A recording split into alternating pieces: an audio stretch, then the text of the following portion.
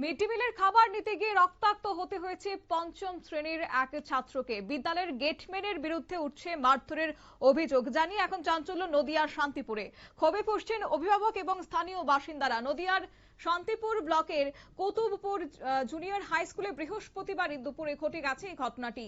অভিযোগ, প্রতিদিনের মতো স্কুলে এসে মিড ডে মিলের খাবার নিতে যায় পঞ্চম শ্রেণীর ছাত্র লব মণ্ডল।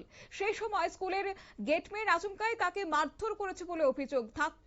ধাক্কায় কপাল ফেটে যায় ছাত্রের এবং শরীরের বিভিন্ন অংশেও আঘাত লাগে। আহত অবস্থায় কান্নাকাটি শুরু করলে ছুটে আসেন স্থানীয় বাসিন্দারা। মুহূর্তের মধ্যেই উত্তেজনা ছড়িয়ে পড়ে স্কুল চত্বরে। কি বলল সেই আক্রান্ত পঞ্চম শ্রেণীর ছাত্রটি, শুনুন। তোমাকে ধাক্কা মেরেছে কে? দাদা। না, নাম সমীর। হ্যাঁ, সে কি করে? ওই যে দেখাশোনা করে বাচ্চাদের। কেন মারলো তোমাকে?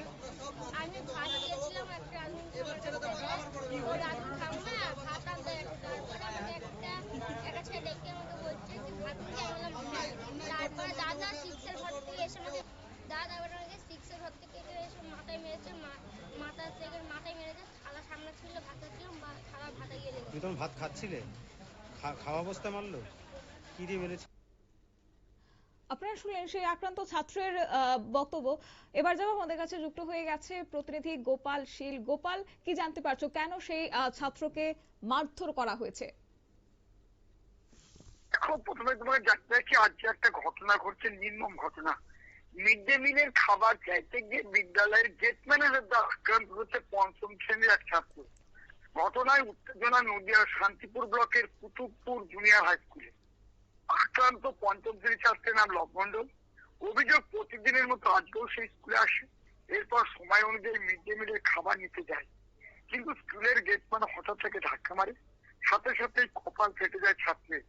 এছাড়াও শরীরের বিভিন্ন অংশে চোট লাগে। কান্নাকাটি শুরু করতে ছুটে আসে স্থানীয় বাসিন্দারা। পরিস্থিতি উত্তপ্ত ঘটে, যদিও স্কুল ছেড়ে পালিয়ে যায় অভিযুক্ত স্কুলের গেটম্যান। অন্যদিকে শিক্ষকদের তরফ থেকে কোনো প্রতিক্রিয়া পাওয়া যায়নি। ছাত্রের মা কবিতা মণ্ডলের দাবি, ছেলে মিড ডে মিলের খাবার চাইতে গিয়েছিল, কিন্তু ছেলেকে নির্মমভাবে মারা হলো। কেন মারা হলো বিচার চায়। এই বিচার চাওয়াতেই কিন্তু ঘটনাস্থলে পৌঁছায়। একেবারে অঞ্জনবাবু, যেমনটা বলছিলাম যে অভিযুক্ত গেটম্যানের বিরুদ্ধে কি কোন রকমের বিভাগীয় বা আইনি ব্যবস্থা নেওয়া হয়েছে? বিদ্যালয় কর্তৃপক্ষ কি জানাচ্ছে অঞ্জনবাবু? অবশ্যই বিদ্যালয় কর্তৃপক্ষ কিছু না জানালেও আমরা যেটা জানতে পেরেছি যে এই ছাত্রের মা স্থানীয় শান্তিপুর থানায় লিখিত অভিযোগ দায়ের করেছে। অভিযোগের ভিত্তিতে তদন্ত নেমেছে শান্তিপুর থানার পুলিশ। শান্তিপুর থানার পুলিশ এসে উত্তেজিত জনতাকে জানিয়েছে যে এই যে শিশুটার উপর নির্মম অত্যাচার করা হয়েছে, অভিযুক্ত গেটম্যানকে গ্রেপ্তার করা হবে এবং আইনের ব্যবস্থা নেওয়া হবে। একেবারে, তবে স্কুলের ভেতরে শিশু নিরাপত্তার দায়িত্বে থাকা ব্যবস্থাপনায় যদি এত বড় গাফিলতি হয়, তাহলে আগামী দিনে স্কুলে ছাত্র ছাত্রীদের কি রকম নিরাপত্তা ব্যবস্থা রয়েছে? স্কুল কর্তৃপক্ষ এই বিষয়ে কি কোন রকমের মুখ খুলেছে?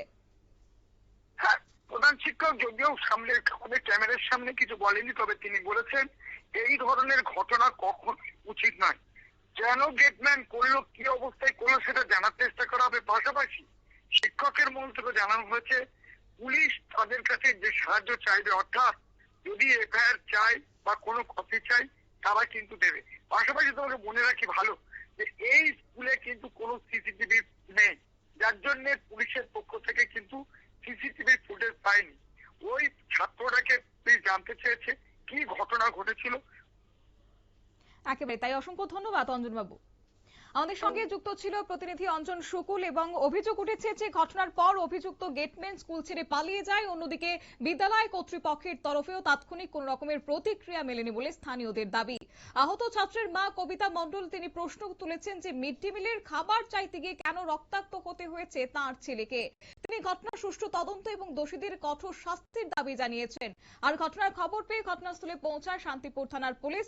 উত্তেজিত জনতাকে শান্ত করে পরিস্থিতি নিয়ন্ত্রণে এনে গোটা ঘটনার তদন্ত শুরু করেছে বলে সূত্রের খবর।